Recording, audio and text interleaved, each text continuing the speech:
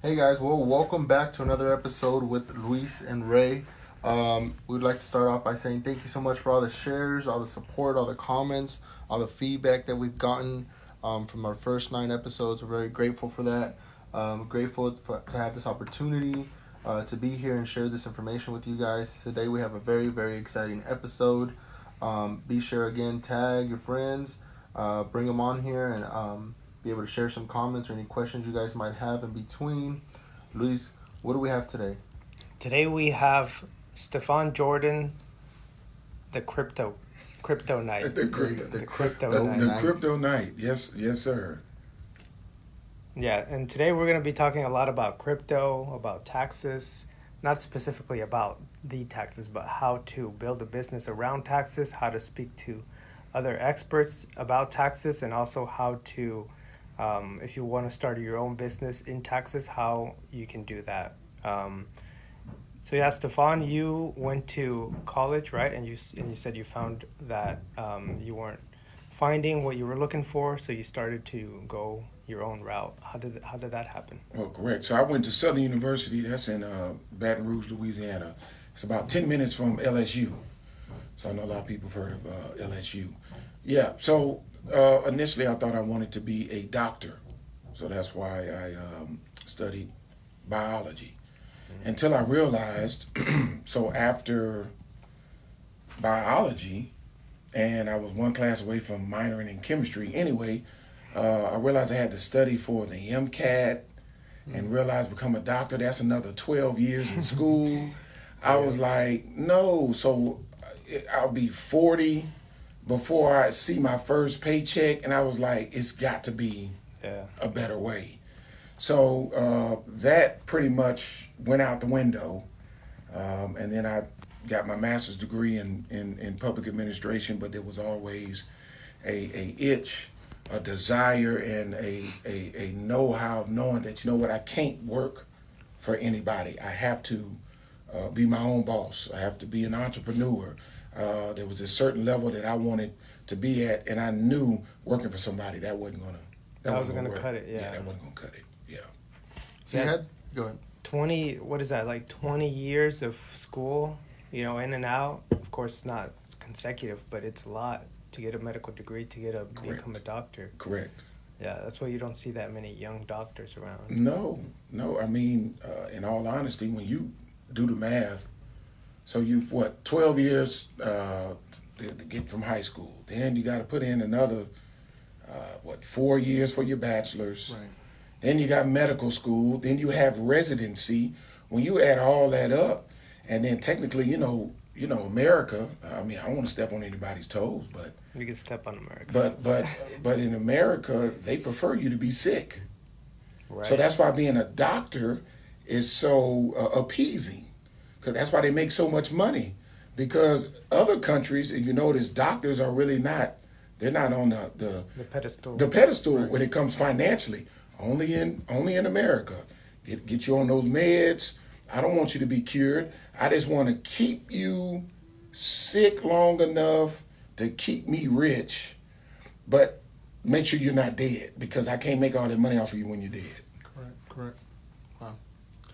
I saw a video about that yesterday where the Western medicine has changed that way, right? So I think the gentleman looked up the definition of what a doctor, what he should be doing, or his title, and I think that's what he covered, pretty much saying that we don't look for the cure as much as just enough. Exactly what you just said, which is You crazy. just want to cover the symptoms, but not cure what's wrong. What is a learn this in school? What is a parasite? I'm sorry. What is a symbiotic parasite? So it benefits both. If I'm a symbiotic parasite, you have those parasites that own sharks, right? Mm-hmm. Well, they get food off of the shark, but they don't want the shark to die, Correct. right? And the shark doesn't want them to die because it helps them, so it goes both ways. But see, the thing is, how everything is set up in America with capitalism, with medicine, believe it or not, is a parasitic relationship. I mean, they just suck you. They're sucking you and your insurance completely dry. I mean, you're telling me medicine costs $1,000? Come on. Let's be real. Right. It's cheaper to prevent, but you get more money to react, and that's why they don't. You notice on the commercials they don't really preventive medicine. You only have a few doctors that focus on preventive because there's no money in preventive. Correct. There's money in you being sick, literally being on your deathbed. You know those commercials. Hey, take this, it'll take care of that, but then real fast, but you lose your right arm. You lose your left eye. Right. Your ear will fall off. But that doesn't make sense. Right. Yeah. And then you need other stuff so your ear doesn't fall off. Now your leg fall off, or now you're depressed, or now you're suicidal. That is crazy. Correct. Because I think the idea was medicine was supposed to be there to kind of help you while they found the root, right? So a lot of times, I've heard people like, oh, I need my antidepressant medicine to help me. Well, it's meant to be there to help you while you go look for support for a therapist or it's not there to just take it all the way out. Exactly. So at that point, so you were on your way to start going to school, and then you had that itch to switch. You didn't want to work for anybody. What do you think caused that in your head? What did you go through in your work experience that you're like, this isn't for me? Was it something, or just you kind of throughout your high school and going into college, you kind of already knew you were headed that way? Well, honestly, I started my own business. Believe it or not, I know it sounds like something that you watch on TV, but in all honesty, I grew up in a single parent home, so it was just me, my mother, and my sister. So, make a long story short, I've always had the entrepreneurial spirit in me. Right. So, I went around with my neighbors trying to cut grass. I went around trying to sell lemonade. Honestly, I started my first business. I was in junior high, and so when I got dropped off to school, I went to a store, a corner store, and I would buy candy, annihilators and all this stuff for 10 cents, and then I would turn around and sell the candy at school. So to answer your question, it has always been in me to start my own business, but then you fall into the mindset, hey, go to school, you become what? Successful, right? But then going to school, getting a degree, and then graduating, and then finding out that, hey, I got all this education, but nobody wants to give me an opportunity because I don't have experience. So I'll never forget an interview that I had when I graduated. Not trying to throw them under the bus, but I am. HEB. Right. So it was, you go to a job fair, and they had a job fair at our school, and the guy said, hey, man, I think you would be a great candidate to be a manager in trainee. Because one of my first jobs was at a grocery store. I'm going to tell you now, you got to respect the managers at the grocery store. That is some hard work. Anyway, so the guy started interviewing me. Blah, blah. I'm answering all his questions. He said, well, what experience do you have? I said, well, I was a sacker. I've worked at a grocery store, but I have a master's degree, And he turned around and looks at me and says, all I have is a high school education. You're overqualified for this position.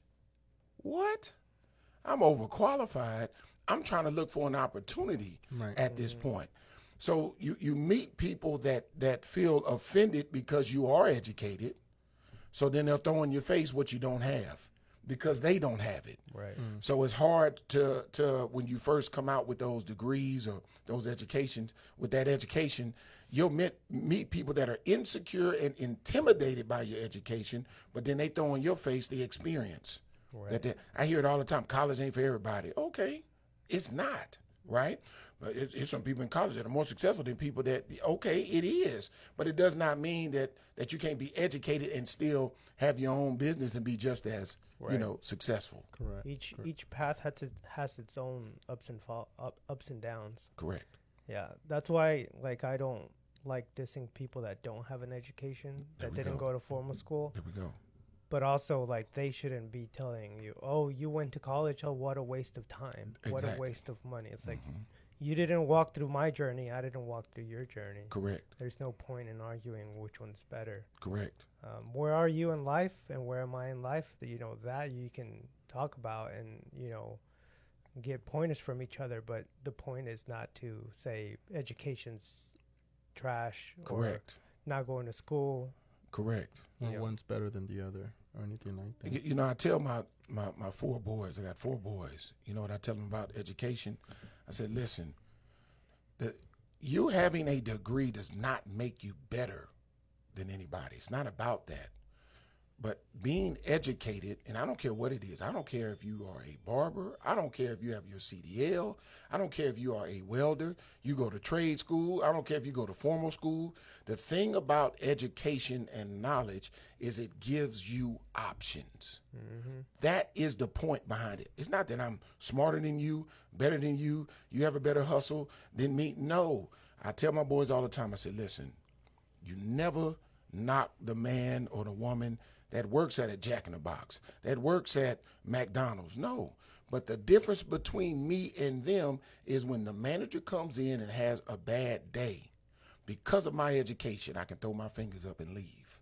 Exactly. A lot of people can't. Right. Because they don't have another option to fall back on. Right. Definitely. I agree 100%. And I think that's the difference is, and what I really like about it, and I'm actually going through that phase kind of now where I myself am reading more and still wanting to learn more. One, because for my personal use, for my business use, but just in general, I feel like there's just so much out there to still learn. Mm-hmm. And whether it's trades or just in general, a lot of the conversations we have here, like I after, you know, we finish the show, I look into it a little bit more what we covered, and that's something that I feel anybody and everybody should kind of go into, because like you said, it's going to give you more opportunities. It's not going to make you better than anybody.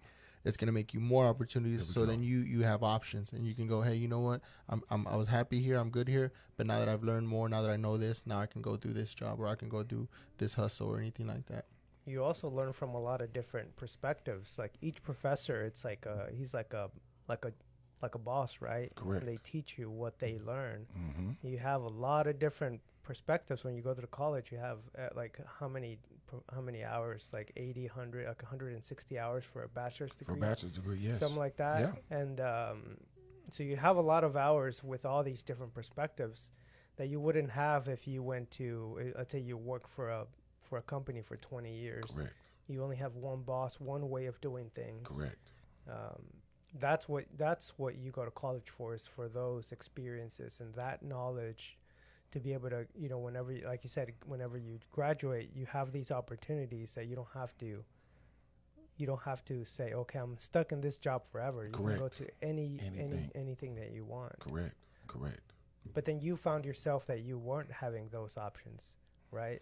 Yeah. So there is that dilemma that you can have all that, but then there is a risk of not having any of those options. Correct. So you get frustrated because you know what you want, right? But then you're looking for that window, whether it's that window of knowledge, whether it's that window of being you by happenstance run across somebody that you know. We have mentors, whether we know or not, knowingly and unknowing. Just having a conversation with somebody, they may never know that you're just now pouring all this information into me that I've been hunting for. Right. And we're just having a conversation. So I'll never forget, I had a conversation with a guy, and he said, man, stop he said, stop complicating starting a business. Because we are under this pretense, you got to have a loan, you got to have money, you got to do this first, you got to do this first. It's not that you don't have a plan, but what's the name of your business?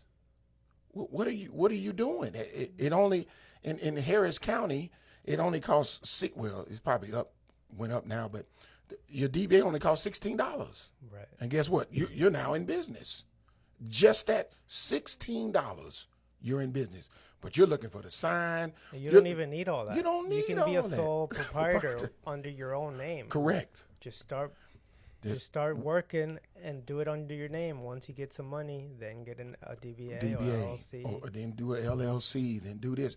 Like it's real easy to you know how many overthink. You know how many people could be business owners at this very moment, but they feel because they don't have their credit may be bad and they can't get a loan, so they feel that the business doesn't work. That's the furthest thing from the truth. You just have to start it.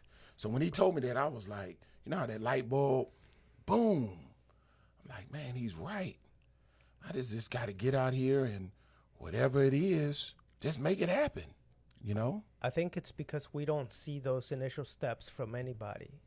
Like, where are all the... Now I think it's easier to see it through social media, all the people doing their side hustles and things like that. But before, you don't see, like, where did you get started? Like, I just seen you and you have all these trucks and vans and these storefronts.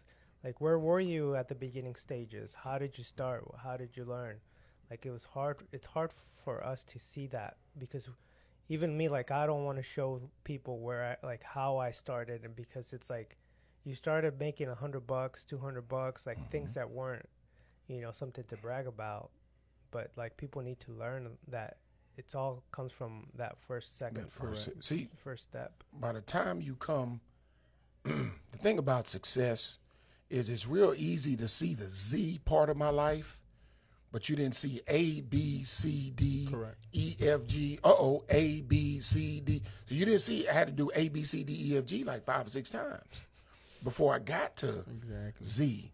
And so it's just so easy for people to see that last part, and they never saw how many, you know, the owner of Whole Foods, I mean, he lost everything when he first started. He had to do it all over again. It's so many successful people that literally, I don't know if you ever seen a show called the Men That Built America, the food that built America. It's on Discovery. The cars that built America. That stuff would blow your mind. The guy that came up with Heinz ketchup, they arrested him because he couldn't pay the loan back. Wow. And the KFC guy didn't start until he was like in his late 50s, 60s, something like that. He was older. The guy that started Coke, he was in the World War I, and he was a heroin addict, and he sold pieces of his businesses off to support his habit. The guy that initially came up with the Coke formula. Right. No different than the McDonald's brothers. Right. They got hustled. Yeah, they did. Yep. They got hustled. The dude gave him a handshake, said he would give him 1%. He lied to him, took everything from him. You know, it will blow your mind what these guys actually went through to get where they. And that's why people are not business owners, because they're afraid of that part. Right. You know how many businesses that, and I'm just gonna speak to me personally, that, oh man, you always doing stuff. You know, I hear that all the time. You always got your hands in this and that, and you always hustling. 100%. But the whisperers, they really want you to what? Fail. Exactly. They don't want to see you be successful. You're always all over the place. You sound like a crazy man. You're doing this 1 minute, you're doing this the next. Do you know how many businesses you have to start, and then they don't really work in order to you to get to that business that is now working? Right. And then even when the business that you do have that is now working, you're still thinking of other businesses because you don't know what may happen next month, next year with the now successful business that you have, because you got to be willing to a bend in the road is not the end of the road, but for most people it is. Wow, I like that. I like that. Yeah, and we've talked about that here several times, where it's people always say that it must be nice. I'm like, only if you knew. Only if you knew the struggles and everything we had to go through to get where we are now, right? Of course, I'm not gonna post about that my bank account was negative. I'm not gonna post about that. I had to ask people for extra money. I'm not gonna post about that. I had to beg an employee to work for free for a few weeks or something, a few days. You know, they don't see that part. They just see you now. And they're like, man, show me now. Oh, well, when I was talking about it, a few years ago, you didn't want to hear about it. I was crazy. Now you want to be like, oh, okay, Ray, what are you doing or whatever, And I see that all over the place. So on that point, when you made that transition, where'd you go first? You had to start. He said you have to start, and then you're like, all right, I got to get started. Well, now of course at that time when I said, okay, boom, light bulb went off. Let me start a business. Right now, at that time, I was in real estate, and I was working for a gentleman. This is some years ago, but it was called Ameriquest Mortgage, and I was a loan officer, and we did equity loans and things of that nature. But they worked us like dogs, right? So I end up leaving, and I end up going to Wells Fargo for a little while. But then I found out the guy that I used to work for, that was my manager at Ameriquest, I found out that he left. Then we linked up. I said, so what are we going to do? And we came to an agreement. It was myself, him, other business partner, that we were going to start a mortgage company. And we literally started it out of his house. So I know we're in this room, but cut this room in half. That's where we started. Wow. That's where we started the mortgage business. And could anybody afford to get paid? No. We literally, it's one of those things. Well, back in the day, you couldn't eat unless you hunted, right? Exactly. And if you didn't catch none, guess what? You're not eating. And so that's the approach that we did. And 1 loan to 2 loans to 3 loans to 4 loans. We built it up enough to where we was able to get out of that office. We got an office space right here in the Greens Point area. I can tell you where the building is, but it's where they do whatever. Now you can, if you're a cosmetologist, you can take your test there. Anyway, we were on the 2nd floor, and we end up we did a 2-year lease, and pretty much we was able to pay the entire lease, all the furniture, phones, you name it. We was able to literally go into the situation pretty much debt free, right. Leaving out of the house. And the thing about business, and this is a whole nother topic, and I'm talking to the business owners, those that are trying to make it and maybe struggling. You still need to get financial coaching. One of the biggest problems with business owners is their business will be successful, and then they will immediately start pulling from the business. Right. They don't know how to handle the profits. They don't know how to handle the profits. It's like all this money, all they know how to do is spend. That's it. So they think, because don't get me wrong, they didn't put in that hard work. People were laughing at me. Now I'm finally making money. Mm-hmm. But you're not thinking about growth. You're not thinking about the rainy day. So now you're digging in the profits and bought your new car. Now you've added all this liability. So now you've put a strain on your business to now cover things that you felt that you deserved. I'm not saying you don't deserve it, right? But you have to, and I learned this, you got to take those profits and put them over there and don't touch them. Mm-hmm. Pull a little bit. You got to survive. Right. You have to have a budget. You have to have a budget. So what I had noticed when we built the mortgage company, we built it, so we end up having one on the north side in Greens Point, and then we opened up a second location in Katy, mm-hmm. right next to at the time, the Porsche dealership. I think we was on the 12th or 13th floor or whatnot. We had about 20 loan officers working for us or whatnot. We was bringing in, we was doing about $150,000 a month, per office. I mean, when it was all said and done, the money was rolling in. Yep. But what I had realized is, one of the guys that I had worked with at the time, this was his motto, which I don't agree with it. But he went out there and got him a Viper. Boom. I mean, just boom, boom, boom, boom, boom. And don't get me wrong, he sacrificed and didn't take a salary for like almost a year. Don't get me? I get it. But he used that as his motivation. So he created debt to use the debt to motivate him to do more. For some people, it may work. I don't agree with that. Right. But for him, it worked. But he put a lot of unnecessary stress on himself. Because, man, I got to cover this. I got to take care of this stuff I just bought. Man, why would you just go? It's like strapping a carrot onto yourself and chasing it. And you're chasing the dog chasing his tail. Yeah. Unless the tail is long enough, imagine if your tail is clipped. But many business owners, that's what we do, you know.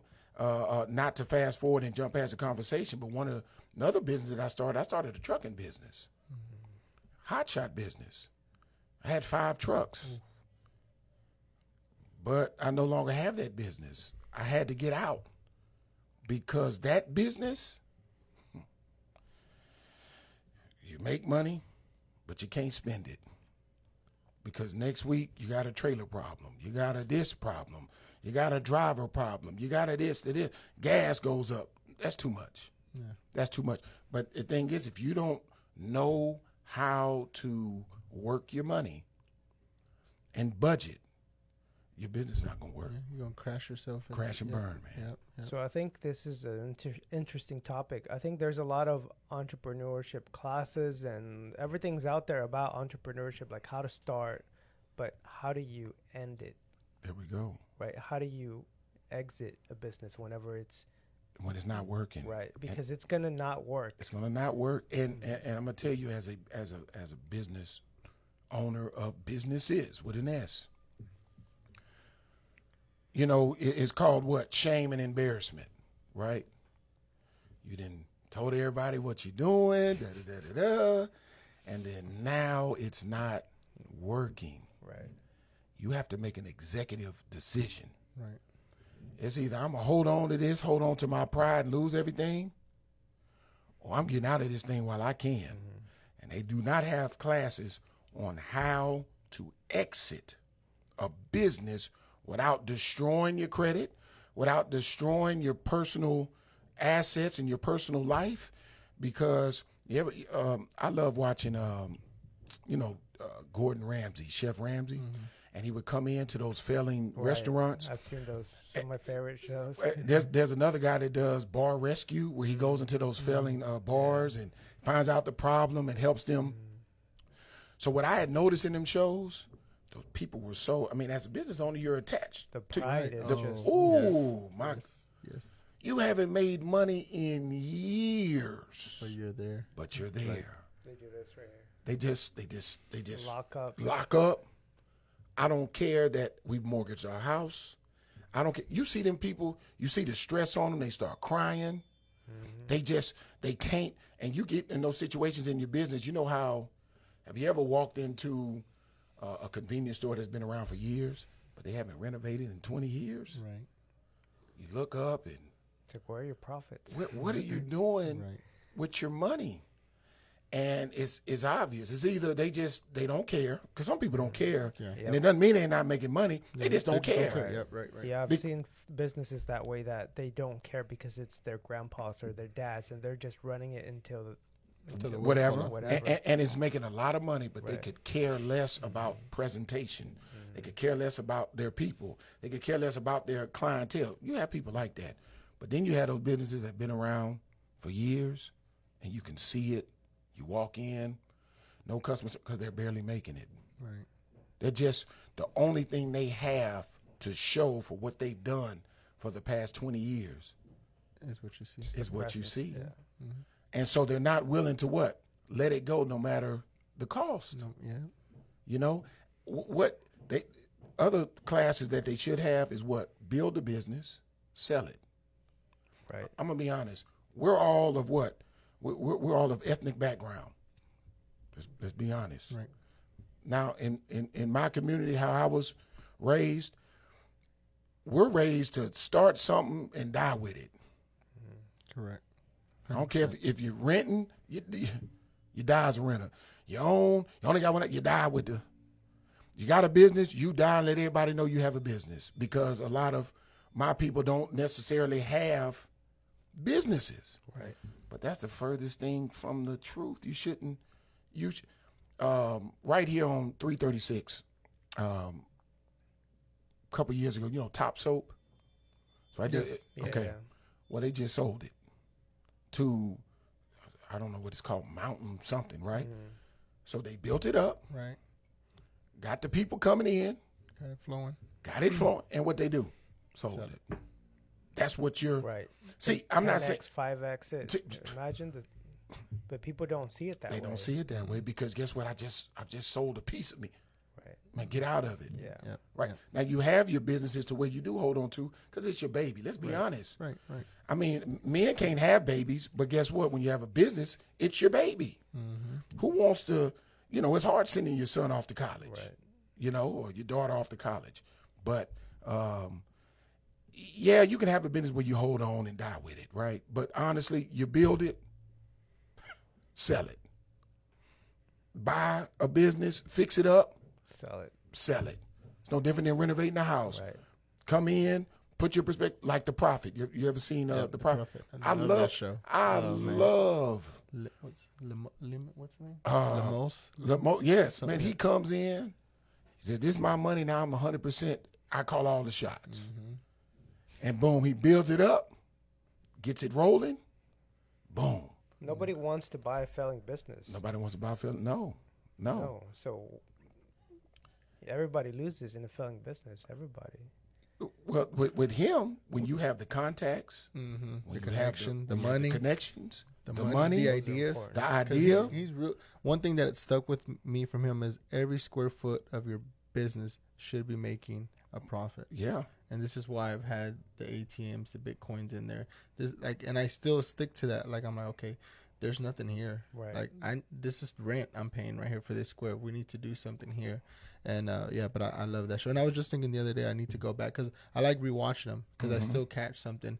And then exactly what we're saying. A lot of people are like, some people will walk out, and I think he's had a few deals where at the last minute they'll cut off and they'll be like, "Never mind, take your money. This is my store." Even though the store's losing, they're in debt, their house is about to be taken away. Care. They don't care. They don't care. But the people that accept it and put their ego to the side, he does where he goes back 6 months later or whatever, and they're in profit and they're Making tons of money. It's like that what is it, Gordon Ramsay Gordon show? Ramsay. Same thing. Yeah. Yeah. Same thing. Yeah, like when I watched this, I was like, all these people have the same thing in common: their ego and their attitude. One, because their skills are there, their team is there, but once they change their attitude, everything changes. They don't want to take perspective from someone else. And I feel like you have to, right? You feel like this is my business. I know everything. I know what I need to know. I don't care what you know.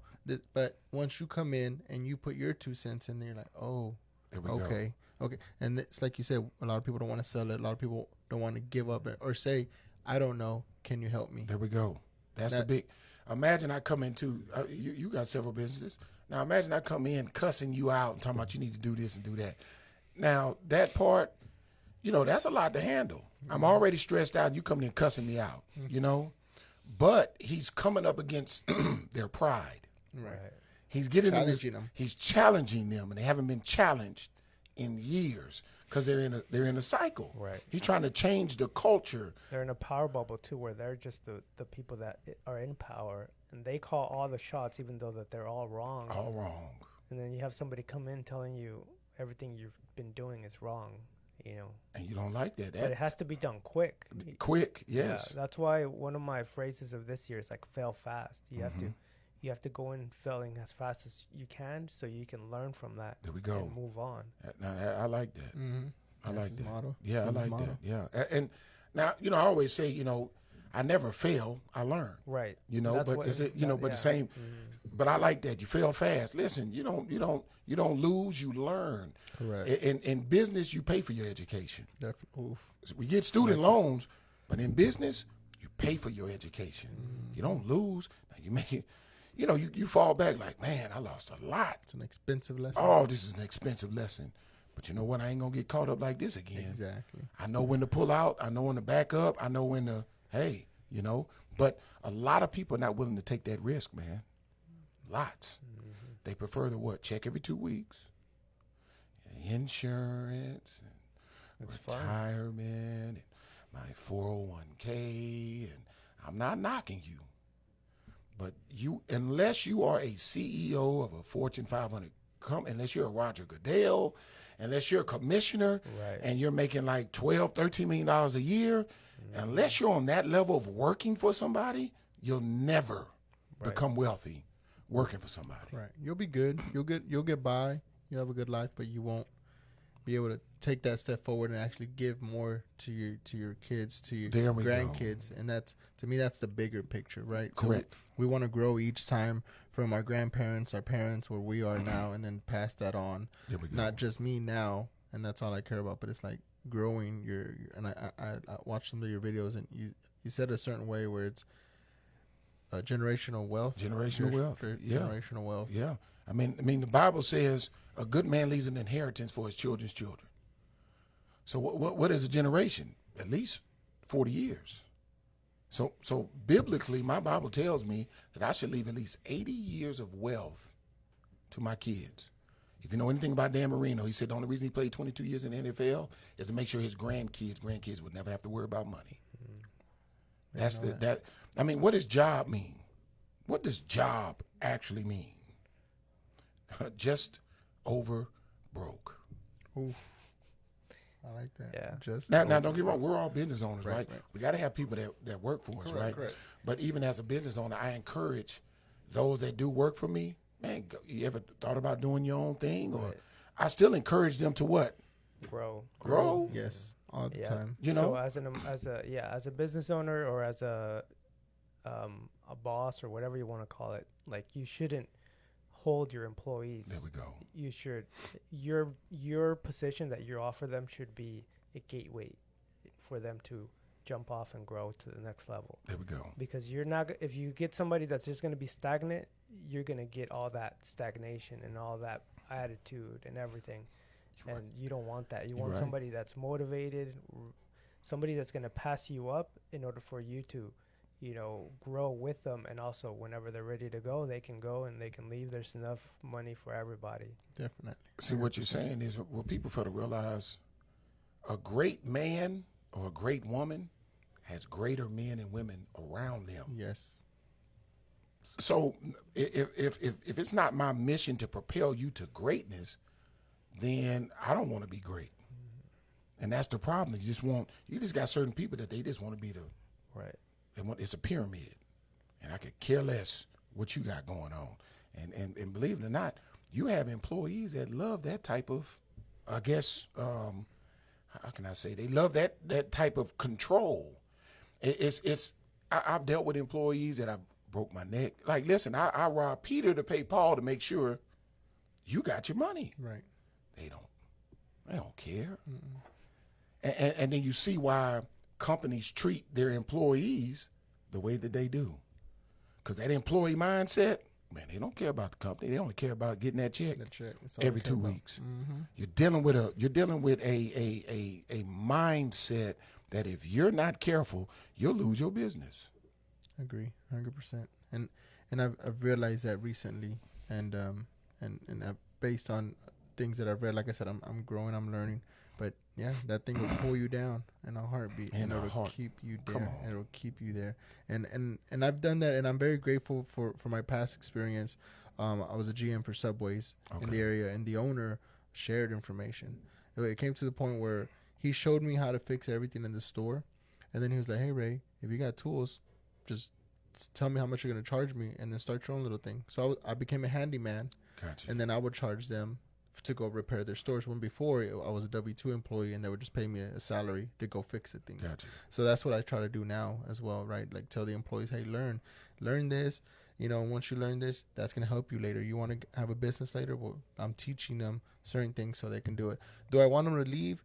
Yes and no, right? Not now, right? At a certain time, right? When they're ready. But that is the long goal. And a lot of times with the employees, I try to give them information. Hey, try to save your money. About when I was 20, I was doing this. Learn from my experience, right? And some employees, they're like, I don't care. I'm like, oh, okay. Like, and then not that I give up on them, but I leave them alone for a little bit, and then I try to give them a few more seeds here and there. You gotta let them fail. Just definitely. like your kids. Like you just gotta let them.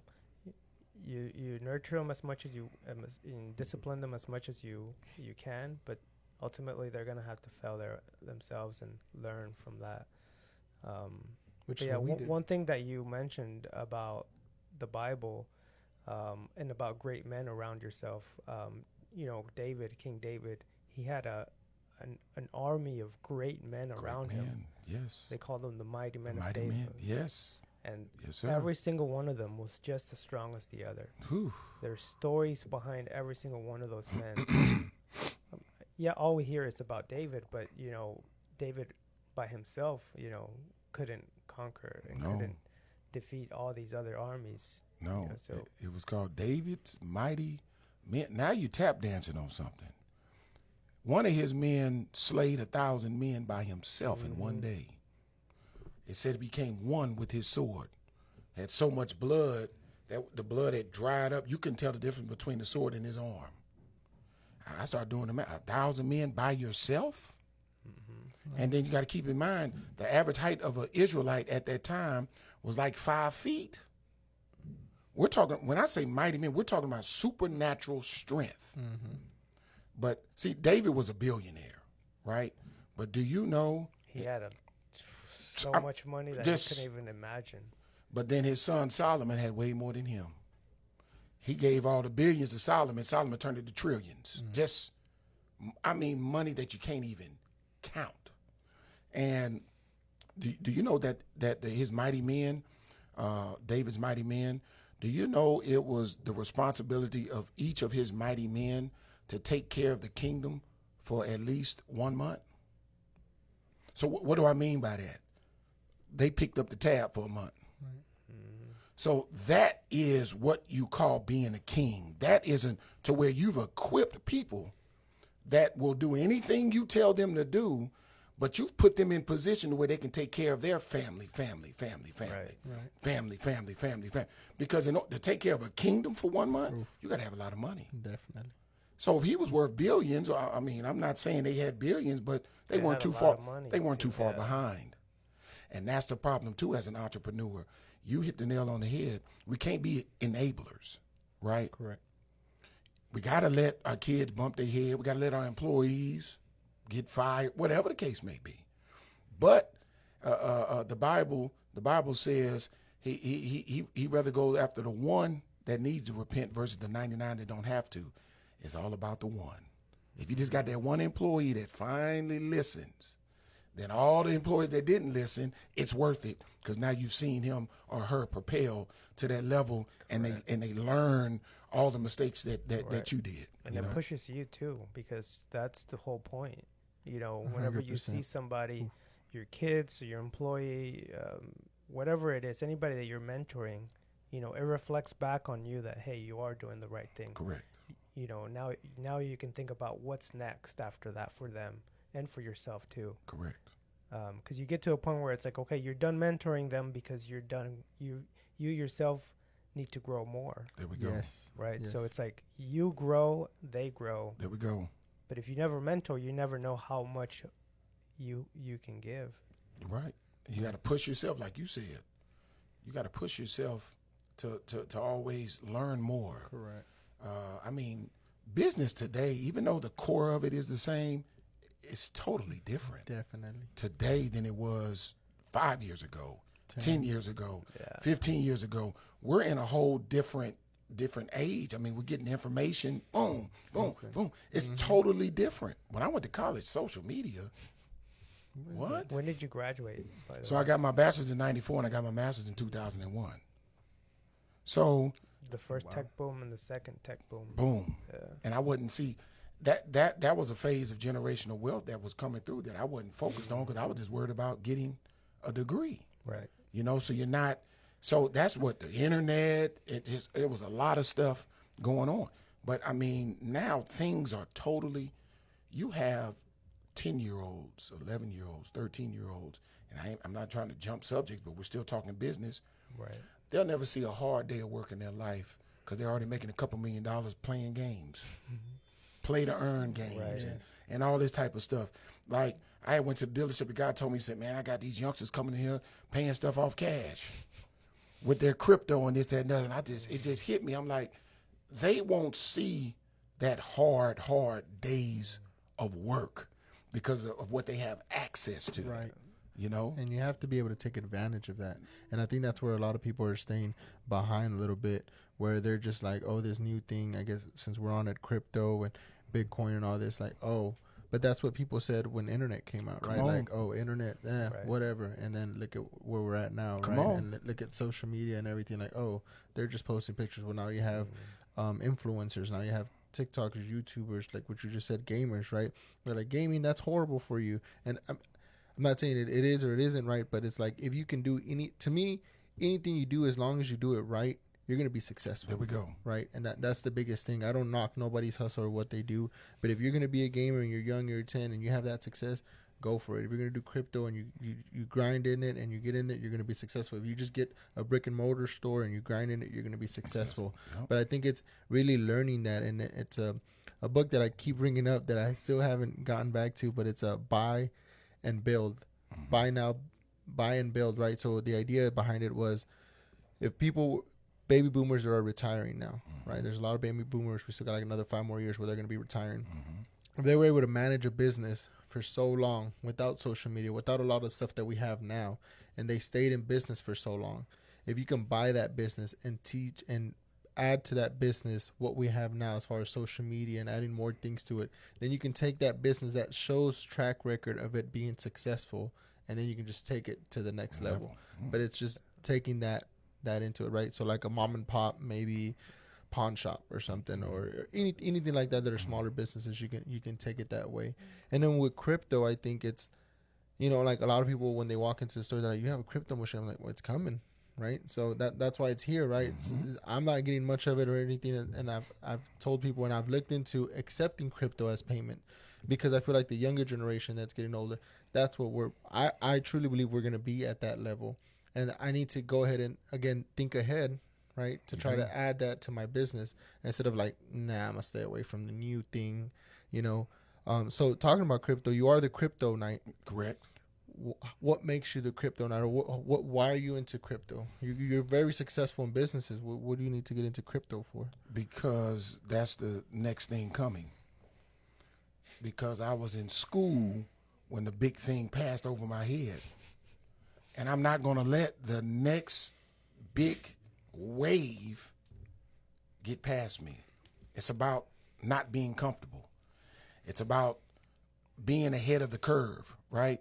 Let's look at, I can't think of Nikolaus Tesla, right? He was so ahead of the game, so ahead of the internet as you know it. I mean, I got fiber at the house, right? But technically, they already got the stuff to where you can pull the internet literally out of the sky, where there's no need for us to pay a Suddenlink or pay a consolidated. Honestly, you know why they haven't given it to us yet? Because they don't know how to monetize it. Right.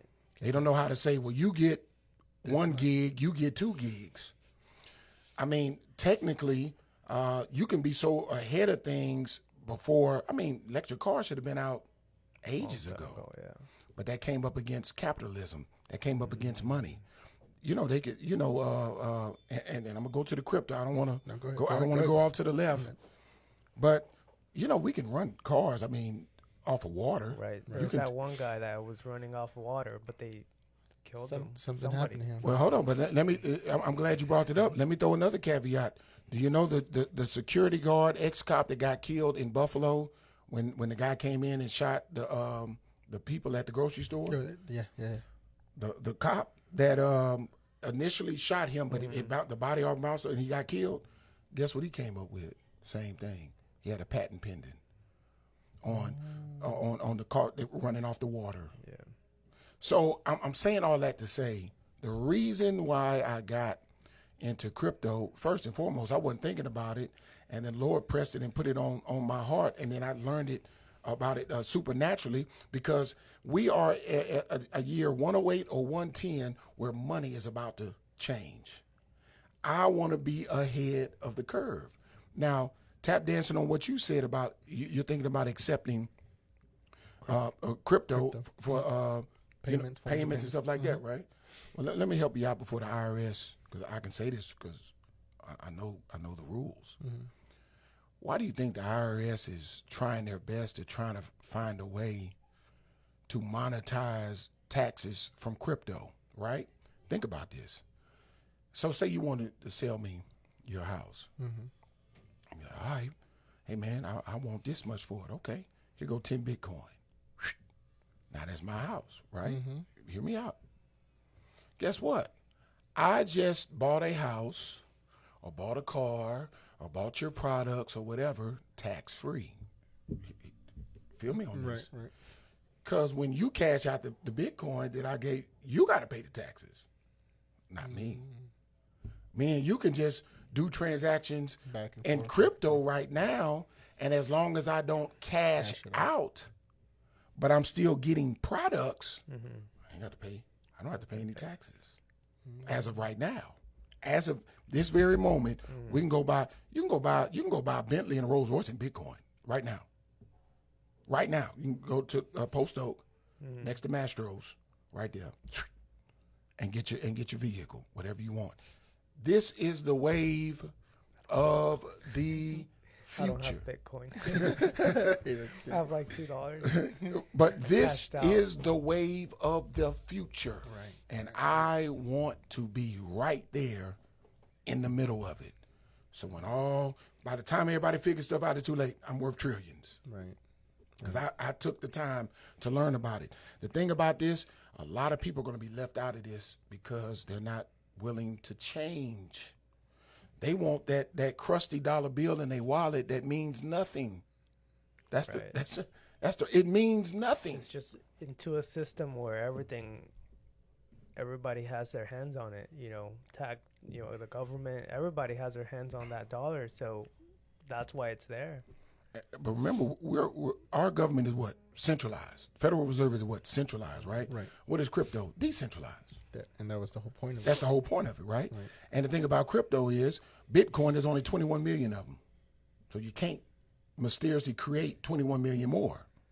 But in the centralized government like we're in, the 80% of our money that's currently in circulation has been printed in the last 24 months. Yes. So if I can print more of something, that means I devalue what you have, and I have on top of hyperinflation, which is a secret tax. I can keep going. I can keep going. Our money's already lost 30%. And we are in hyperinflation. Stop reading the news. Stop saying it's 8.7. That is a lie. It's 20%. Our hyperinflation right now is teetering at 20%. 15 items can barely in the grocery store. You'll spend $100 on 15 items. Yes, man. And in 2 or 3 months, the same 15 items it's going to cost you $400. Mark my words on that. Mark my words on that. So if you're not going to get into crypto, you are about to feel something that you have never felt before. Now, guess who the biggest owner of Bitcoin is? Take a wild guess. I'm going to have to say Mark Zuckerberg. No. You don't know. The Your United States I was going to say that. government. The U.S. government. The U.S. government. Oh, dang, that was close. So let me rewind. Rockefeller, James D. Rockefeller. James D. Rockefeller made his wealth off of kerosene, the kerosene oil, because that's what everybody lit. He teamed up with Vanderbilt, which he had the biggest railroad company at that time.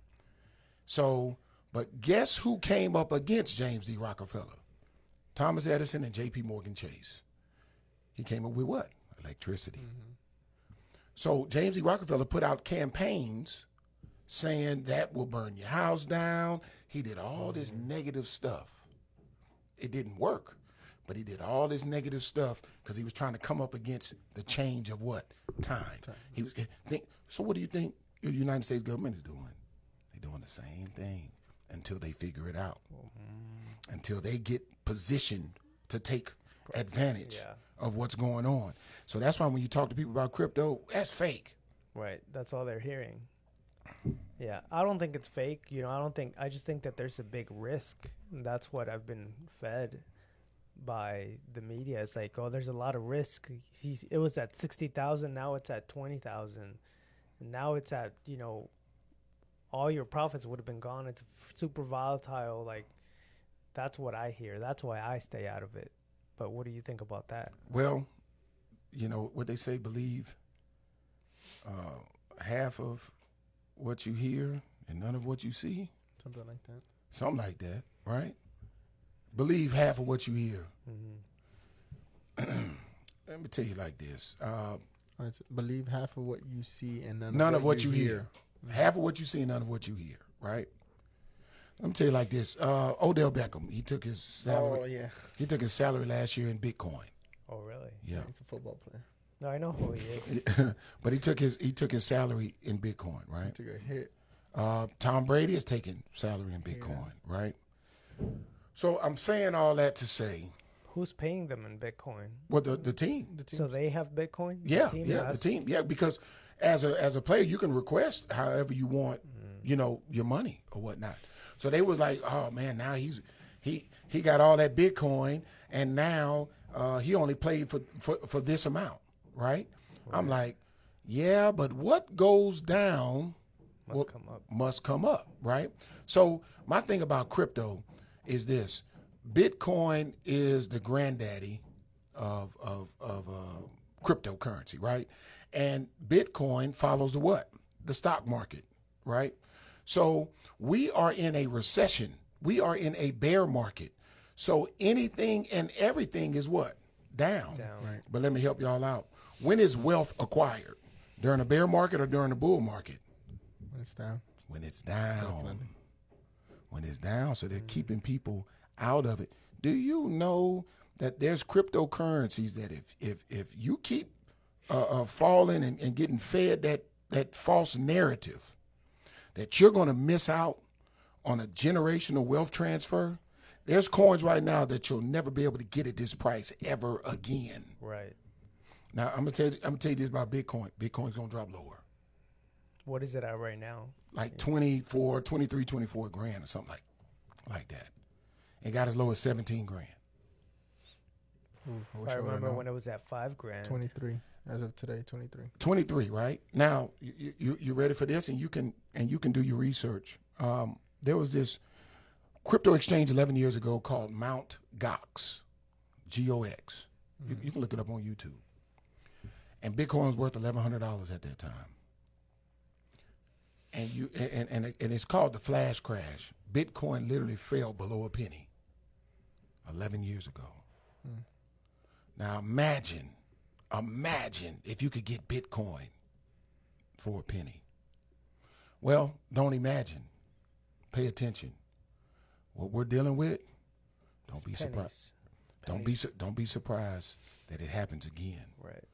But what falls down must get back up. But as a someone that's new to this industry, how would they know when or why do it now? Well, or what I'm new. I come to you. Hey, okay. I saw your videos. I'm interested. Yeah. But I'm scared. I don't know if I should wait now. What's like the few things that you tell them, and why? Because everything else I see right now is telling me no. That see, look, they proved it right. You lost. Well, first thing I'm gonna come up against is when I say come up against, I'm gonna come up against their mindset, right? And I'm gonna break everything down for them. And I'm gonna say, how much money you spend on fast food a week? How much? I don't eat fast food, but I do go out a lot. Yeah, well, give us a number. Give us a number. Estimate. About 200 a week, right? You say in a week, right? Mm-hmm. So $800 a month. That's safe to say. And that money that you go out, what do you get from it? Food, right? But what do you get from it? Is it producing any passive income? Nothing. Right? You get temporarily, you feel good. You feel good, right? You may get a memory, right? That's probably the only thing you get from a memory, right? Or the stress that you don't have to cook. Cook, right? Okay. So I would then tell you, here, let me show you to take the money that you waste and let's put it in something that could possibly give you a return. Possibly scares people. Right. Yeah, but you're wasting it right now. Okay, not even a whole month. It's just $200. Right. I'm telling you not to go out to eat just for 1 week. Correct. You're wasting it anyway. Right. You know how much food you can get for $800, even though prices went up. You know how much groceries you can get for $800 a month? A lot. And all you got to do is cook, right? And you could save, and you could bring some you could bring probably an extra $600 in passive income into what you're currently doing without doing anything, right? Right. So I'm just going to show you to take the money that you waste on cigarettes, alcohol, your vices. You may be going to the strip club. Pre-workout, Protein. I mean, not to, but isn't that just like a sales tactic? Like you just like, I mean, a lot of salespeople. Yeah, I understand what you're doing. Is you're trying to help them see where they could have this money. For me, for example, like I can still go out and eat, and I still have money to put in. put in. Okay. But like he said, when, where, like how? Like we know how to buy Bitcoin. Like you just go on Coinbase and buy it. But see, this is the thing. You said a sales tactic. What do I get out of changing your life? Right. You don't get. I mean, I don't know if you get anything. But I'm saying, what do I get out of changing your Yeah. life? Right. I think you bring awareness, and you also bring like validity to what you're saying. You want to make sure that you reflect that, and you're like, okay, we are headed the right direction. But once again, you call it a sales pitch. A sales pitch is that I'm getting something off of you. Right. Now investing that $200. Correct. That's not the case. Well, because the way Bitcoin's set up is you do your own. That's your account. That's It's your yours. account. That's There's no referral. There's none no of that. None of that. There's no he brought me, so he gets 10% of what I make. No, None of that. no. It's just So you're spreading awareness. You're spreading awareness, right? And, Correct. And therefore, everybody wins. everybody win. And this is the thing. If it doesn't work, well, you were losing the $200 anyway. Right. On going out, right? So that is just getting you to shift your mindset towards what you're already doing. because a lot of people won't see it that way. They won't right? see it They're that like, way. what? Losing it? Well, now I'm not losing it. I'm kind of eating. It kind of tastes good. But to answer your question, you know what the problem is? People still want tangible things. Right. Even though they're losing going out to eat, at least they get the hamburger to lose it. Right. But they get to, because you can't touch Bitcoin or touch Shiba or touch Luna. You can't touch these things, That makes right? sense. That's the problem. And you said one thing is you will help them see this through this mindset shift, but there's so many other things, right? Like for me, for example, like I told you, that's not the issue for me. That I'm wasting money over here. My issue for Bitcoin is like there's a risk, and what you said, there's nothing tangible around. Correct. 'Cause That's my issue, not that I'm wasting money over here. I think that's the biggest thing because I feel like that's why a lot of people they getting it's a little different, but credit card they get into debt a lot, right? Because you swipe that card, you didn't lose nothing really, and you got an item, But right? there we go. But you got an item. So, we go. but when you You're give sinking the hole. money, you kind of feel a little like, oof, like I'm giving them a 20. Yeah, I'm getting something, but it feels a little different. That transaction's a little different because I'm giving you something, and then if you get change, you're like, okay, well I don't feel as bad. But with credit cards, you're not You feeling swipe, nothing. swipe, It's swipe, easier. swipe. It's It's easier. but then you'll spend $300, not you, Just in general. but people Right. spend $300 on a pair of shoes, $1,000 on a pair of shoes, stuff that will not give them anything. Right. But because it's tangible, they feel like they've done something. You just wasted your money. Right. I'm just telling you, take a portion of it, put it over here, and let it do what it do.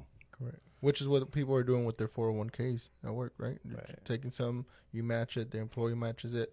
And it doesn't, but see, there, I guess their mindset's a little different because it doesn't feel the same. I never got it, right? They took that $100 before I got my paycheck. There we go. How this also leads into 401ks. How you don't have to tell me specifics, but like, are you well diverse in terms of your investments, like Bitcoin, the stock market, mutual funds? Are you pretty diverse?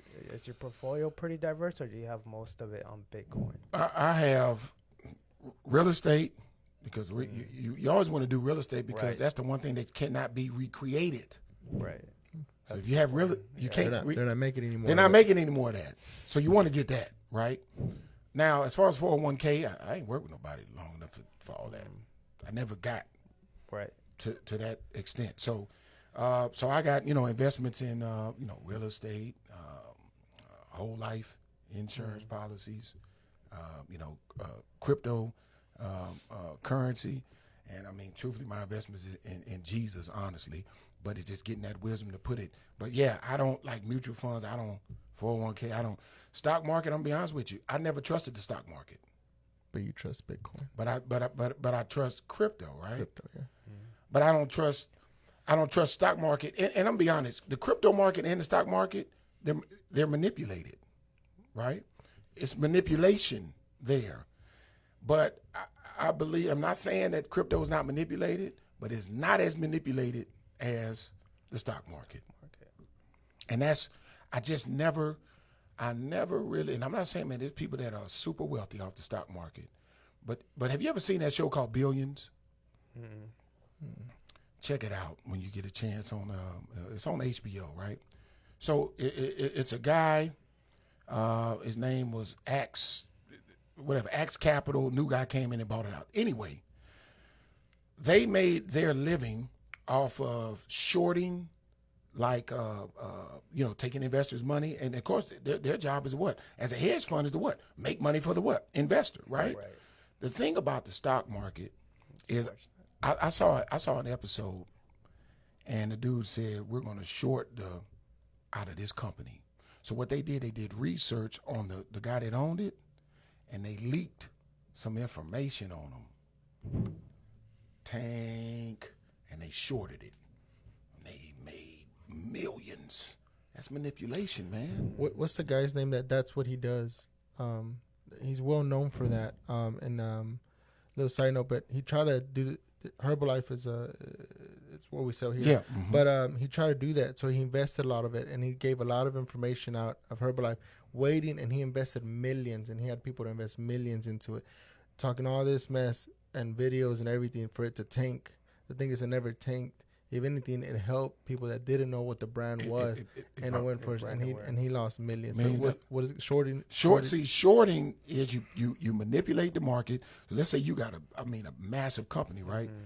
But then I find out about something that, in that episode, what they did, they found out that he was using, I believe, child labor. So basically, he was doing something illegal to create the product, right? They leaked it. It went down. But when you short it, he was making tons of money as it was crashing. So because you can make money on the way down. On the way down and on the way up. Exactly. Bill Ackman. That's what I don't like about the stock market. It's too manipulated. Too many hands in the pot. Too many hands in the pot. Too much manipulation. And think about it. If I'm a hedge fund, man, I have hundreds and hundreds and billions of dollars. Right. My investor, you're my investor because I done took your 401k from your company. All you're looking for is a 10% return, man. Think of a 10% return. Believe it or not, some of your biggest investors in crypto are your hedge funds. Mm-hmm. Come on, they got a bunch of Bitcoin too. Correct. They're doing the same thing. Don't get the game twisted. This whole money thing is very manipulated. Right. But crypto is only a $2 trillion market, and so when you look at it globally, man, that's a drop in the bucket. That's why the time is now. Even with the manipulation, you'll still make tons of money. Right. You know. Definitely got to get into it then for sure. Yeah, gotta watch your videos. I was watching some. Yeah. Good info on there. So your main thing, your videos, when you make your videos, what's the idea behind it? Just to continuously share, continue to give people knowledge. Correct. On what crypto is in general. Correct. My videos are not only to inform you about crypto, not only to let you know that this is not the future, but this is the now. But I will show you step by step on certain things. Because see, it's one thing to hear about something, but then it's another thing to want to do it and you don't know how to do it step by step. And so I have certain videos where I show you step by step. I got a video where I show you step by step how to do a sell limit order and why you should do it. Because I've had a situation like Shiba, for example, right? Yeah. Shiba, the highest that it went up was 0.00088, right? And if at that time, as it was shooting up, people want to buy when stuff goes up. No, that's me. No, you don't buy. No, buy. But it's called FOMO, fear of missing out. Yep. So that's why it shot up. That's why it shot up, right? But do you know that as it was shooting up, that when people were trying to get into their Coinbase accounts or whatever account, shut down. It shut down. That's what happened with That GameStop. was right It there. shut down. I made a little money on that GameStop thing, by the way. It's the same. Just like with the stock market and the crypto market, it's called what they call stop limit orders, buy limit orders, sell limit orders. Yeah, right? because my brother, he does day trading, Mm-hmm. and what he's learned is it's all emotional. It's all based on fear and FOMO and all this emotional stuff. So if you put these practices into play, like what you're saying, you could really get ahead of the curve, but you got to pull that emotion out. Got to. Fear, that anxiety, that FOMO. Yeah, fear, all that missing, stuff. all that stuff. FUD, fear, uncertainty, and doubt. Listen, but we're staying on crypto, but that's the problem too with businesses, real estate, houses, selling your business. All It's that all the same? it's all emotional, Right. right? They always tell you detach the emotions so you can sell your business. Detach the emotions so you can sell your house and get the most for it, right? But like with crypto, Or they sleep on it. man, look, get out of it and get this money. Right. And move on to the next. Correct. Move on to the next thing. On the video, when I'm talking about the sale limit orders, right? The reason why I went into that in detail is because who has time to look at their laptop and their phone like 24 hours a day unless you're a day trader, right? And most people that invest in crypto are passive investors. They're not active. Right. I tried it, on Robinhood. yeah. I was like this. Webbull. I was like this, just looking at the market, and I just, you know how you get whenever you just get super hyper focused on like your screen or something. There we go. happens, and you're just You're like, no, because it's becoming a distraction Right. now, right? So the whole point of the buy orders and the sell limit orders is, you know what? Hey, if it ever gets to this price, sell this amount. So where if I can't get an account, it's going to automatically do it for me. And then you don't have to sit there Right. and watch it, Correct. right? So, for example, we're going to use your $200, right? And let's say, $200 right now will get you close to, and we're just going to use Shiba, Right. like 12, 13 million Shiba, right? So they're predicting Shiba's going to go. Millionaire. They're saying that Shiba's going to go to what? A penny. Right. If They not- were. Now it's tanked. It's actually as low as you get more now, right? It's point 0.000015 right now. 4 zeros and 1 5, if I'm not mistaken. Okay. So yeah. One, keep So- going. two, so- 3, 4 zeros. 4 zeros and 1 5, right? So your $200 will get you 12 million Shiba. Well, do the math. What's 12 million times a penny? I can't do the math. That's a lot. That's That's some like four. that's- yeah, that's that- a lot. 120. $120,000, 120,000. right? I mean, but 12 million at 50 cents. Ooh, $6 million. 12 million at $1. $12 million. That's just in 1 week. Imagine every week you invested that. Correct. So my point is, you just set the buy and sell limit orders up, and then you just fall back. Mm-hmm. So you're not. And you don't think about it. No You more. don't think about it. Right. That's kind of what I do. Where with this machine, and I'll tell my wife all the time, like, you know what, we're not gonna go eat here, and I'll just go put $20 in the machine. Right? It's money that I'm either gonna go spend it somewhere else, or I'm gonna buy something I shouldn't buy, so I'll just put it in there, or I'll just on my accounts I'll just transfer over. Like, you know what, I'm gonna transfer $100 today because I'm probably gonna spend it somewhere else. There we go. And with Shiba, real quick, I do know people that made money, all right, and they were able to buy their business, they started their business, bought all the tools that they needed, bought the land and the building of where their business is at, because they got into it like a year or 2 years ago. They said something like $150 they put in there. Come on. And that was like 2 years ago, and they were Right. like, it freaking took off. I mean, I think he said, I can't remember. I think 80. They made 80,000 Right. out of $150. And some people will be like, well, they got lucky or this and that, but they took that chance, They right? took the They took that chance. 150 and said, hey, what if? What if? And There that, we go. and that's kind of what we do now with everybody a few weeks ago buying these tickets, the lottery tickets, right? I mean, people are like, oh, that's only $3 or $4 or $5 to use, $3 or $4 to somebody. That $3 or $4 or $5 is a lot, It's a lot. right? Correct. So it's almost the same thing, but you're just, oh, I trust the lottery. What are the percentages Right. of you winning that? You have a lottery? better chance in crypto, trust me, Yeah. than you do trying to get $1.3 billion. After they take taxes, I think you may walk away with the lump sum. I think they walked away with about $400 million. What they say, congratulations IRS on your $700 million that you won. Wow. And That's even more control than the dollar, than everything. So, I mean, but you have more people that have faith in that because it's what? Tangible. Yeah. Right. You got the losing ticket in your hand, but hey, you spend $150. For a You know, chance. it's just The whole world's talking about it too. So I mean, America. Yeah, they all. Oh man, I gotta be part of it. I got to be part of it. The FOMO aspect, right? So I fell for it and spent $3. But the thing is, $3 times 300 million Americans, that's a lot of money, man. Yeah. You know? So it's just, like you said earlier, the awareness, the knowledge. The Bible says, for the lack of knowledge, my people shall perish. Wow. A lot of people are perishing because of lack of knowledge, which means need. They need knowledge, but they don't want it. But needing is just like what we talked about earlier. It's called prevention. Right. People they never put up a stoplight until somebody gets into a wreck. So it's going to always be a stop sign until somebody gets a wreck. Then they put the light up. The railroad crossing, hey, there's no gate there until somebody gets hit by what? A train. Right. And then there's more lights. Now There's more lights now because somebody got killed. You see, instead of just preventing it and saving a life and a family and out of grief, but you didn't want to spend the money. That goes in so many areas of our lives. We react. We're not proactive. Right. Correct.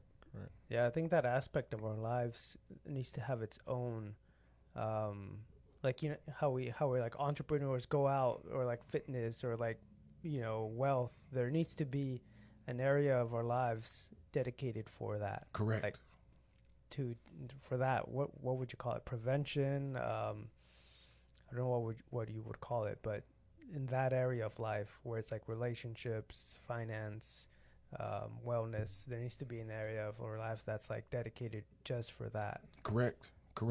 But we only call 911 when we need it, right? Right. It's an emergency, right?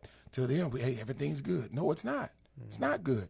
But you're exactly right. Whether it's mental health, physical health, spiritual health, financial health, whatever, there needs to be a prevention or a course on like how to handle these things. Right. So when you see it happening, now you know what to do.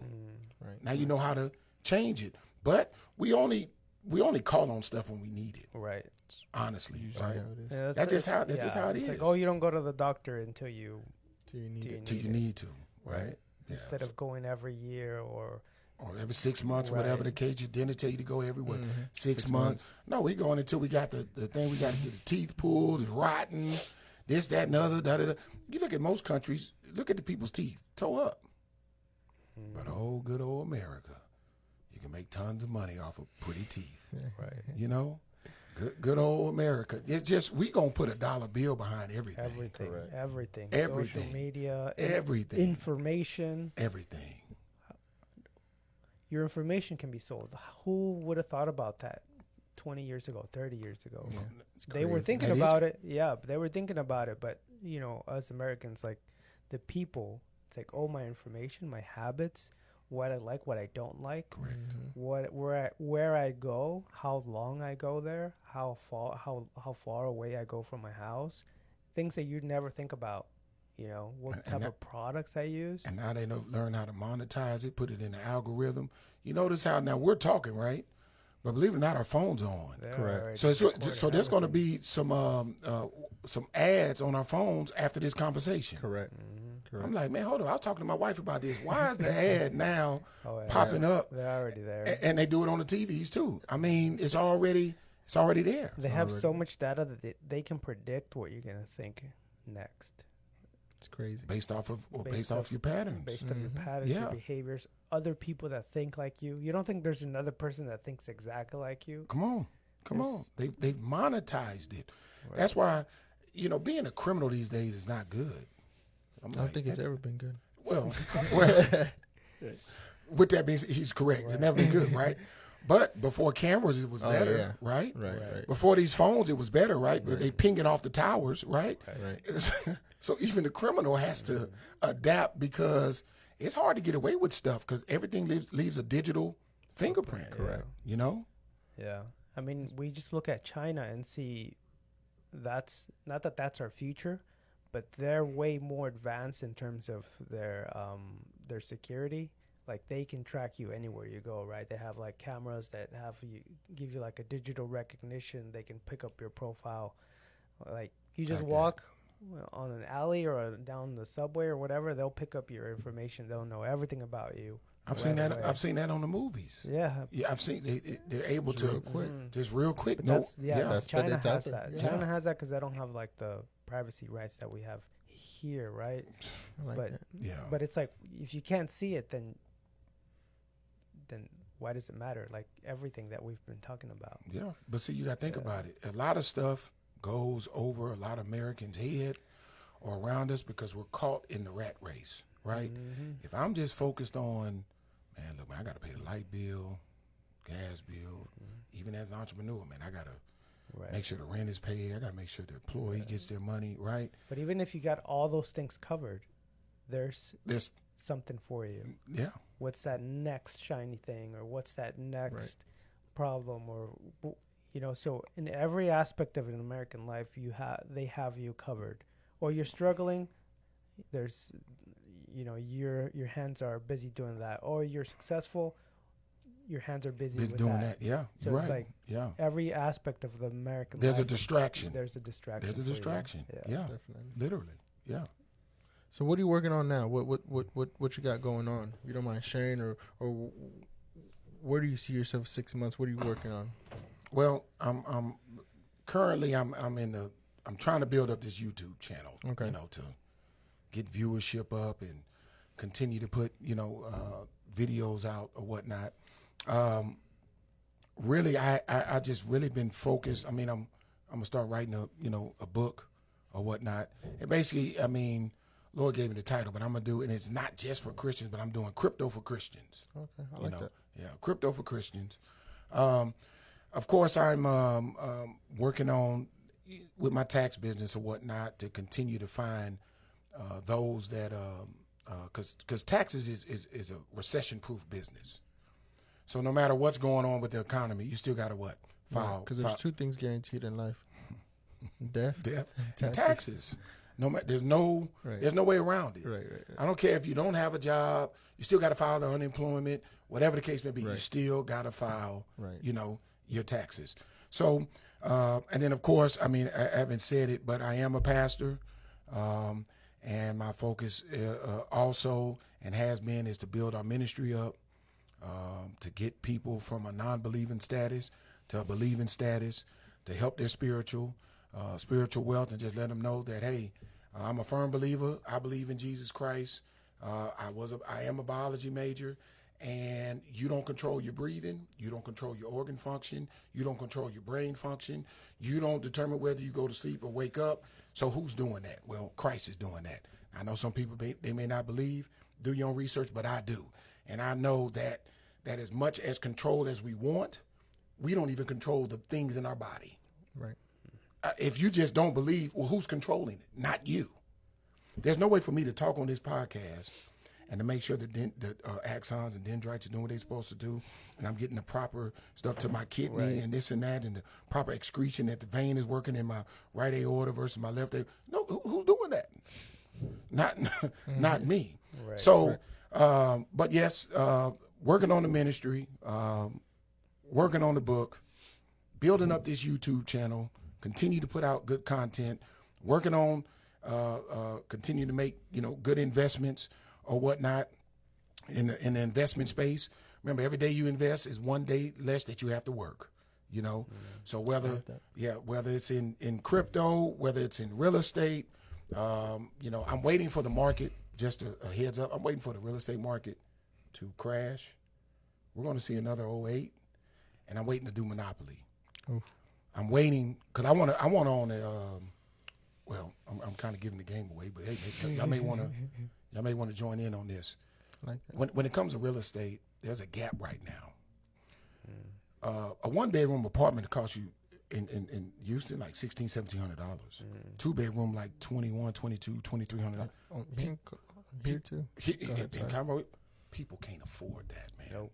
right? That's a mortgage. That's a mortgage, right? More. But a mortgage right now, at the current interest rates that are going to continue to go up because of hyperinflation, if you do a mortgage for $323,000, 30-year fixed at a 6.5%, when you add taxes and insurance, I'm just saying in Conroe because we got, but whatever the case, your mortgage is going to be close to $3,300 a month. So it's cheaper to rent right now than it is to buy. Right. So I'm saying all that to say, I'm waiting. I'm not promoting that the economy, but it's going to fail. Right. Okay. And so I'm positioning myself so when it falls, I'm just waiting. I want to go get my apartment complex. I want to find some land, and they call them infield lots that it already has the utilities or whatnot. And I want to build affordable housing. Now, when you hear that word, people say, no, Right. no. I want to build some townhomes, 1,600 square feet on each side. It costs about $300,000, right? Rent them out. It's affordable. Smart. Right. Yep. Why not? A half acre, I can put 16 of them up. Full acre, I can put 40. I want the gap right now. You still make profit. That's what people don't understand. It's like, Right. yeah, you're creating these affordable, quote unquote, affordable for people, but you're still making a profit. Still making Correct. money. Right. And so that's what I'm working is filling that gap because there are people, the middle class, man, who can afford $2,300, man? For That was a fancy apartment back in the day. That was Very that was a downtown apartment. man, 15 years ago, what you spend on a base house now would be a mansion. Yep. A mansion. 15 when I was doing mortgages, if you spent $300,000 on a house, you're talking about 6,000-7,000 square feet out here, easy. Now $350,000, even though prices are going down, to barely get you 1,700 square feet. That's insane to me. Very. Right. But guess what? For a time, for the past year or so, and during COVID, people were paying what? $100,000 over ask, $80,000. They're going to lose it. Hear me clearly. They're going to lose it. It's coming. You just got to be patient. Get your money and be prepared to scoop another man's what? Trash is another man's what? Treasure. Yep, yep. See, fear fear causes people to buy when it's high. Fear causes people to let it go and take their loss. And you just fall back. You got to be a fisherman with a net, man. Right. You get that trash to them, Right. but it's treasure to me because I'm willing to wait. Right. It ain't going to be trash long. You have the leverage too. There we go. Yeah. There we go. That's why I advise anybody right now, be patient, wait on the markets. Things are going to get worse. Buy. See, bear market, people say sell. No. Buy.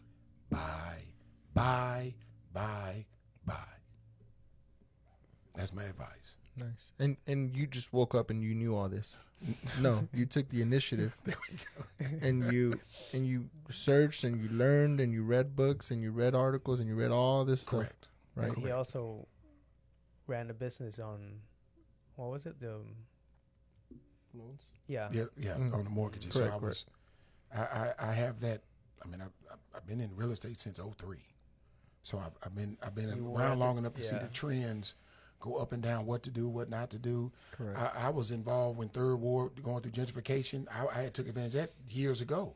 You know, so I mean, It's when looking better over there. yeah, anything in the 610 loop, man, is Yep. Yeah, I went to U of H and I mean, I saw it. I saw all that gentrification. It Yeah. was crazy. Yeah. I was there from 2013 to 2017. If you know anything about gentrification, it's a 20 to 25 year process. I don't know if you saw the movie Boys in the Hood, but remember when Lawrence Fishburne was telling them, he said, man, gentrification, he was talking about it then. Right.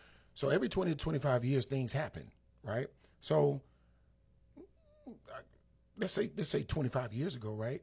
In Houston, everybody came to the what? Suburbs. Right. That's how Katy built up. The Woodlands built up, But that's all by design to drive the prices in the inner city down. So then you got guys with the money that come in and Yep. suck it all up, make it look pretty, and guess what everybody wants to do? Come back. Come back in. Come back in when they let it go when it was worth pennies on the dollar. Because they weren't patient. They weren't didn't wait. patient. Have you ever seen somebody, you ever seen like some land, you just drive by and you be like, man, it doesn't look kept up or this, that, because somebody done bought it, they don't care, it's a write-off, they're just waiting. They ain't built nothing, they're just waiting. Like the whole Conroe outlets. Yeah. Yes. Oh, yeah. That is just whatever. Yeah. Whatever. They don't Yeah. care. They don't care. Correct. Because that, trust me, the dirt is worth more than what's on it. Yeah. Yeah, the old man was like, man, why don't they rent it? He's got empty lots. That's money there. That's money there. And then as I researched and I learned and I asked questions, I was like, makes sense. 38 miles from here, no, 28 miles from here, the new Galleria will be Greens Point. That'll be the new Galleria. Quote you right now.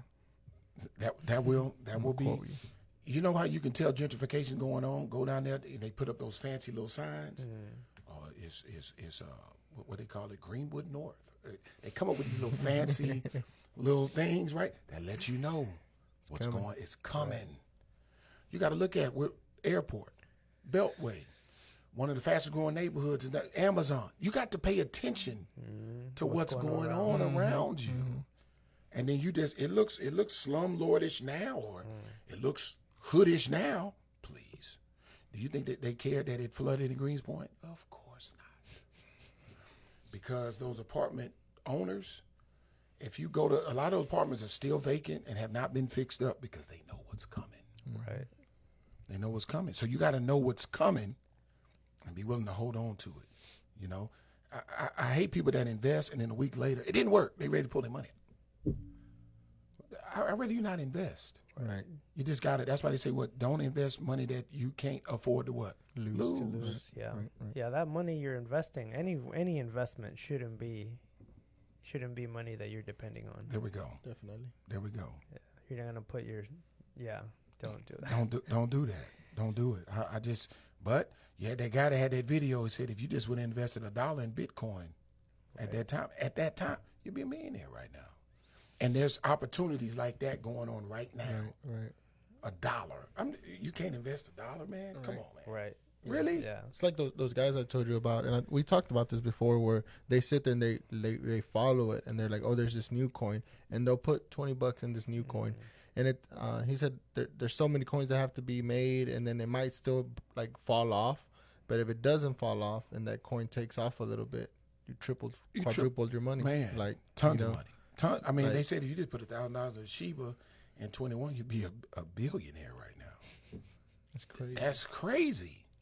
So what drives the price up? People putting it in the pot, kind of like the lottery. The more people buy it, the more it goes up. Or what drives the price up? What are the two basic rules of economics? Supply and demand. Correct. Scarcity and utility, right?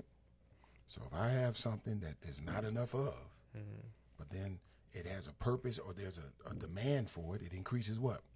The value, right? So the thing about cryptocurrency is this.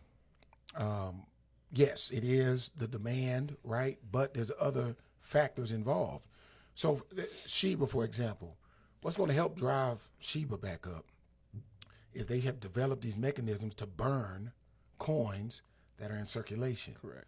I heard of that. So if I take things out of the circulation, now I'm producing scarcity, which increases value. So, for example, like with our money, our fiat currency, we're printing money. We're printing too much money. Right. That's why we're losing value. Look at Sri Lanka.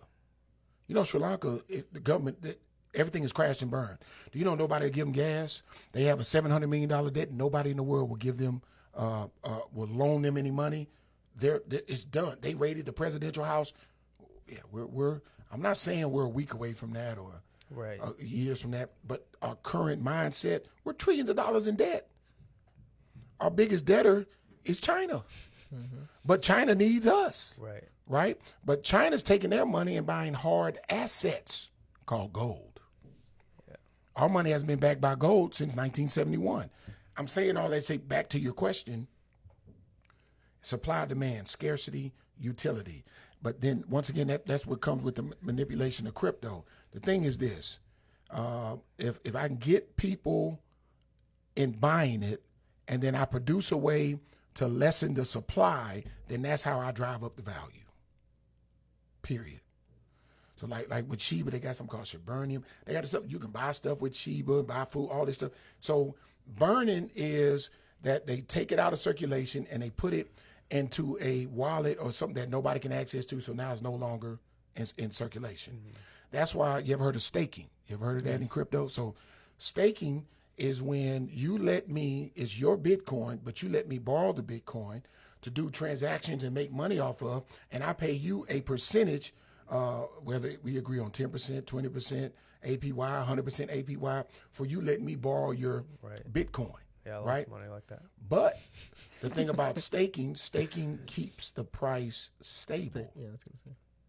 It pulls that particular coin out of circulation for a while, which helps what? Drives the price up, you know? So it's the two basic things of economics. Now, the thing about crypto, I'm giving you all advice, crypto that you should invest in is crypto that has a purpose. Oh, okay. Sheba doesn't have a purpose. Mm-hmm. They're creating one, right? No, a purpose. So what do I mean purpose? I'm giving a lot of game away right now. So they have a particular coin called Power Ledger. They're dealing with solar panels. They have a particular coin called XRP that's going to change the banking system. We have our current banking system is the SWIFT banking system. What is the biggest problem with a bank? What is their biggest problem with? I'm talking about a bank around the corner and around the world. What are their biggest issue? This is every bank in the world. They don't have the money to back it up? No? What is it? I don't know it. Settlement. So I go to your store and come here and get something, right? Boom. Chased and took the money out of my account immediately, right? Mm-hmm. You got the money. Cool, right? But the thing about the bank is it takes a couple of days for that transaction to settle and finalize. Mm. It's the biggest issue with banks. How does a bank make money? Oh, fees and every transaction fees, transfer fees. Boom. They make money off of transactions. Right. It don't matter what the transaction is, transactions, right? So if I told you I can create more transactions for your bank, would you be interested? Okay. XRP. Okay, so let's say you were in South Africa and I wanted to send you $2 million, right? And I don't know what the currency is in South Africa, but so problem number one, we got to make sure that bank that you're in South Africa has US dollar or whatever, right? Problem number two, it's going to take 10 days for you to get the $2 million because things have to what? Settle. Right. Well, XRP, guess how long it'll take now? Instant, I'm guessing. 2 seconds. 2 seconds. I can get you $2 million in 2 seconds. Like that. So now as a bank, wait, hold on. My settlement issues are over. Boom, boom, boom, boom. Now I'm able to. Do you know that PayPal in 2020 did 20 trillion transactions? Guess how long it took to do 20 trillion transactions on the Ethereum network? Take a wild guess. A few minutes. 17 days. Dang. Took PayPal a year. The Ethereum network, 17 days. Ethereum's the one that's really powerful right now that they're able to use on, what are they called? The digital artwork? NFTs. Yeah. NFTs, yeah. Ethereum network is Stone Age. Wow. Already. And what I mean by that, it was the first. Remember, the first to market is going to always, right? Remember, Bitcoin was the first crypto, but it was built still on the Ethereum network, okay? So that's where the network is where you do your transactions, right? But the thing about the Ethereum network, the transactional fees cost like sometimes hundreds of dollars. Right. So people that's where other cryptocurrencies came in because now they have their networks where you can do transactions for a fraction of the cost. We're talking about like 0.0003, right? Without going down that rabbit hole, my point is, so, I mean, let's look at McDonald's. McDonald's don't have the best hamburgers, right? No. But when it comes to the restaurant, Sales. they're the number one in what? The world. Mm-hmm. So it's not about always being the first, Right. but there's already many other networks that work way better than Ethereum, but it was one of the first, right? But it's Stone Age now. And they got Ethereum 2.0 now where they've bridged it to where they've reduced because the biggest complaint are the fee. Why would I buy an NFT for $800 on that network and my gas fees are $1,000? Yes. Right. That's It's crazy. That don't even make the transactional fee costs more than what I'm getting. Right. That's why I didn't get into that, because I was like, why am I going to buy? Already going in, I'm losing without buying anything. That's why I didn't go in, because the fees were so high They were, yeah. just to buy something, just to get started. Yeah, if you had a lot of money, those fees. You're not worried about that. Yeah. Yeah, but If to you that want to get started, yeah. you know, But the thing is, there's many networks, right? So now things are way better. You can get around all that and spend a fraction of a fraction of a fraction to get the things that you. There's so many aspects of crypto. You got a lot of hackers. You know, they tell you don't leave your money on these exchanges and this and that. Right. True, you got to know about your cold wallets, hot wallets, your paper wallet. It's a lot of stuff, but at the end of the day, it's worth it. Right. I always tell people, even if you don't get anything from it, right? That business that you had that failed, you didn't get nothing from it, right? Well, maybe not monetarily, but you got a lot. You got a lot of right. lessons, right? It's no different. Whether you like it, love it, or hate it, we didn't have credit cards at one time. We had the Diners Club. We didn't have debit cards, this and that. But your bank sent the stuff in the mail and said, well, this is what we're doing now. It's going to happen. Right. You had a checkbook. Take your checkbook everywhere. Take your checkbook Make sure everywhere. You write it in the grocery Boom, boom. store. But now you pull out a check. Now people going to laugh at you. Right. Really? You do checks? You still do checks, sir? Stop that. But make a long story short, with XRP, crypto, XRP has found out how to change the banking system. And that's what you want to invest in. Right. XRP. Writing it down. XRP.